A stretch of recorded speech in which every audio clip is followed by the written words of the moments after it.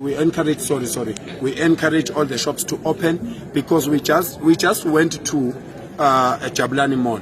We went inside there. Everybody was happy. The manager of the center was happy. He even spoke to us. Nothing broke.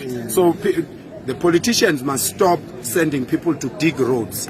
Politicians must stop to send people to burn libraries and schools and malls and all these things and police stations and attack police. Politicians must stop that nonsense, because you can see 10,000, more than 10,000 people. They could have done something. These police are too small the number of police is too small to contain this number of people. But they did not do that, because people don't do those things. It is politicians who send people to go do the wrong things. We are here now. We are leading these people. We are going to make sure that we project our South Africans as sensible people, as responsible people, as law-abiding people. And that's why they gave us all these names: vigilantes, xenophobia, and they all failed dismally. You know, even those that came with the trying to cause war in South Africa, saying we are funded by Israel, they were lying. Israel can't fund us, because we don't believe in that nonsense that they are doing there. So we can't take money from